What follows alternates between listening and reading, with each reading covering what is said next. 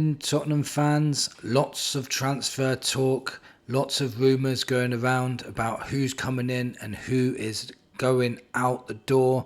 Lots of fans are speaking about how they want to keep certain players that we have. But for me, we need to make sacrifices. To dare is to do. And if we want to go up that next level, we are going to have to make big sacrifices to change this team around and bring in some quality players to replace them. At the moment, it looks like nothing is happening. Things might be going on behind closed doors. We don't know, especially with Langer. Levy, as we know, has come out and said he wants to win Premier Leagues and Champions Leagues, but so far we've not seen any proof whatsoever that he is going to stick to his word, and history tells us that he doesn't stick to his word. But we'll see. I'm not going to have a meltdown just yet. In this video, I'm going to give you 5 players I think Spurs can let go and sacrifice this season. 5 players that I would bring in, and 5 players that I think will massively improve under Thomas Frank and may really help us if we don't end up making that many signings. It still may improve us as a squad if these players can improve. If you're new to this channel, please hit that subscribe button. I've just hit past 2,000 subscribers now. It's much appreciated. Thank you to everybody for subscribing. It really means the world to me. Hit that like button to get this channel shown to more people so more people can subscribe. So let me get into the video. So the 5 sacrifices I would make to bring money in for starters and also free up space in the squad to bring more players in. The first guy I'm going to talk about has been here for 10 years now. He's just signed a new contract extension for 1 year. It's Ben Davies. Now, I know he's just signed that contract extension, but I'm hoping they did that because they want to get some money for him. That would be ideal. I know we wouldn't get that much, but it's still better than nothing. Maybe 5 to 10 million for Ben Davies. He still is a strong, solid defender, but I just don't think he's at that level now, especially to play in the Champions League. If this guy does end up being sold, he needs to have a really good send-off. We need to make sure he knows how much we appreciate everything he's done for this club. He's been a brilliant role model. He's great with the youngsters, bringing them through and helping them out. He's just been, Mr. Reliable, and it'd be sad to see him go, but I just think that's one of the sacrifices we need to make. Second one's even harder. He's been here for 10 years too. He's just lifted a trophy as captain, Son Heung-min. And for me, if he stays, brilliant. But if he does end up being sold, and I still think he will be sold after the South Korean tour or Korean tour, I still think he'll be sold. And he's on his last year of his contract. I just think it just makes sense for all parties that now is the time that he's sold. He's coming up to 33 years old. He's definitely not in his prime anymore. He's still a solid, good player. We could still get 30 to 40 million for him if Saudi come in, or Fenerbahce, or LA in America. I just think he can leave the club as a legend, as a winning captain, as his last game for the club. It's great for him. Good for us. We've got money coming in, and we can use that money to buy someone to try and be on his level, which would be almost impossible because he's one of the best players we've ever seen at Tottenham. So another sacrifice I think we had to make there. Now, the third one is a very difficult one for me, but if the right money came in, I would sell Christian Romero. Now, hear me out. He is a solid, world-class defender on his day. There's a lot of times last season where he was caught out of position and we was conceding goal after goal. Not all his fault, obviously. It was a collective thing, but he was still at fault for the final ball and all that sort of stuff. But regardless of all that, if somebody came in with a 65 million to 70 million pound bid for this guy, I would take it, as long as we replaced him with someone just as good, or someone that can have the ceiling to be just as good or better than him. Romero is pretty injury prone as well, so maybe if we got somebody else in that can play 38 games to 60 games a season, then it may be worth it in the long run. Romero just seems to, his heart just doesn't seem to be in it at times, and sometimes we have that question of, does he really care about the club or his country more? I don't blame him for caring about his country more. That's his world, but there was accusations to say that he was faking injuries for Spurs and then going to play for Argentina. Don't know how much of that is true, but if we got offered the right amount of money, I would make that sacrifice. Now, Richarlison is the next one. Very injury prone. This one's quite quick. If you've got a player that's only playing 10 games per season, and then all the pressure goes on to Solanke for the rest of the season, he'll end up getting injured as well, and we'll end up with no strikers. We cannot rotate with Richarlison because he's missing most of the season every season. He's just can't get on the pitch. When he does get on the pitch, he gives his all. He tries his hardest, and but it's just, it's a sacrifice again. It's one of those ones where you want to give them a go, you want them to do well, but it's just, we can't keep, doing this. We can't keep having players just because we have emotions towards them.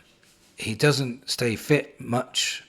It doesn't stay fit enough for me to justify him staying another season. So for me, I'd get rid of Richarlison as well. I won't say get rid, it sounds a bit harsh, but I'd sell Richarlison. The fifth player that I would sell is Yves Bissouma.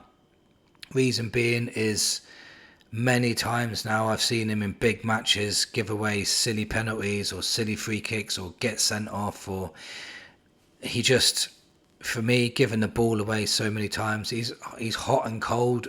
He's never consistent. Like in the Europa League final, he was absolutely brilliant. He was great in the semi-finals, he's great in the quarter-finals, but he's just in the Premier League. He was terrible. He was awful. At times, not all the time. And he's such a frustrating player because he's got all the attributes to be such a great holding midfielder if he wanted to be, or number 8, anything he wanted to be, but he just is not consistent enough, and we need to get someone in that can play consistently week in, week out. So again, I'd sell Bissouma. That's 5 players that I'm really attached to because they were part of our Europa League success as well. So for me, that would be hard decisions to make, but if you want to be a big club and you do want to win Premier Leagues and you do want to win Champions League, you have to make these hard decisions, and they're the 5 decisions I would make. Now, the 5 players that I would bring in, I'll go over this pretty quickly. Anthony Robinson from Fulham, the left back, brilliant at getting forward, brilliant defender. He can tackle, he runs all day long, and he gets assists. It's a no-brainer for me for him to rotate with Udogie. Next player I'd get in is Harvey Elliott, another no-brainer for me. He's only 22 years old. He got player of the tournament for the under-21s, scored quite a few goals for them as well. His work rate is relentless. Liverpool have got an asset there, and if they let him go, I think they would regret it, and I think we should try and snap him up. Whether he would come to a team called Spurs, I'm not sure, because obviously he's been playing for a team that wins Champions Leagues and wins Premier League, so I don't know whether he'd think that was a step down, but we should really go in for him if he's available. Next guy I would bring in is Xavi Simons, is because he can play across the front 3. He's only 22 years old as well. He's so skillful, scores goals, gets assists. He can play on the right wing, left wing. He can play attacking midfielder, got good shot on him, so he'd be brilliant for rotational in any position. He's just got that class, and he's got a really high ceiling. Next guy I would get in is Paulinho, because he's a defensive midfielder that we need. And if we did sell Basuma, bring Paulina in, he's already played in the Premier League, so it won't take him as long to adapt. He was brilliant for Fulham, in my opinion, winning the ball back. He's tenacious, he's strong in the tackle, he never stops running, and he's got that experience that you need as well, alongside Bergvall and Gray if they had to play next to him. I just think that's also a non-brainer for me. Now, 5 players I think that will step up for Frank, and they are Lucas Bergvall, Matisse Tell, Solanke, Kinksky and Sarr. Now hear me out here. Bergvall improved massively in the last few months of last season before he got injured, and he just seems to get better and better and better. With Frank, he's very good at improving young players, and I just think he will go up even more levels next season, and we're going to see even more. I think he'll score more goals and get more assists next season, Lucas Bergvall, because I think Frank would play him slightly further forward, because I think that's where I just think that's where all his assets lie. He's great on the ball, he can see a pass, he's got a shot on him, he's great at pressing, so he can press from the front. I just think he's going to excel next season. I think Bergvall would have excelled next season no matter what manager we had, to be honest. And then the next guy I said was Tell. So Tell, I just think Frank's already said he's looking forward to managing him. He's another young guy, only 19 years old. I just think he's got all the attributes to be a top winger. If Sonny does get sold and Tell steps in, if Tell really shines in pre-season, he could make that left wing spot his own. And, when he was playing for the under-21s in the tournament, he scored some cracking goals. And he's just relentless, non-stop running. He's skillful, he's fast. He can see a pass as well. So, for me, Tell, I just think he's going to explode next season. Solanke's another one I think will do very, very well next season under Frank. I think Frank bases all of his front three. He improves his forward players massively. Look what he did with Mbeumo. Look what he did with Watkins. Look what he did with Ivan Toney, Sade. He just gets the best out of his strikers, and I just think Solanke has got the attributes. He last season he just done relentless running, but was hardly getting any crosses to him, any through balls to him. He wasn't getting the service, but I just think he will under Frank, and I think he will score 15 to 20 goals next season. I'm sure of it, long as he stays injury free.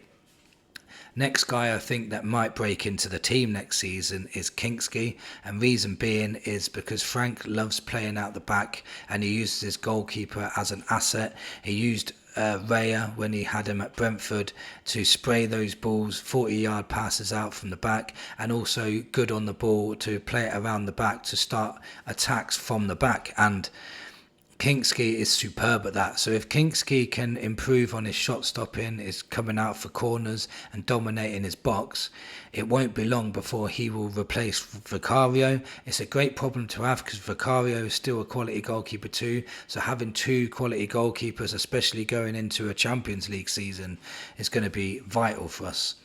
Last player I think is going to massively improve next season, as I think, is Papa Matar Sarr. Now, Papa Matar Sarr has got relentless work rate. He's brilliant at intercepting. I don't know how many times any of you have watched Sarr, but he's always looking for an interception. He's great at tackling players. He's great with the press.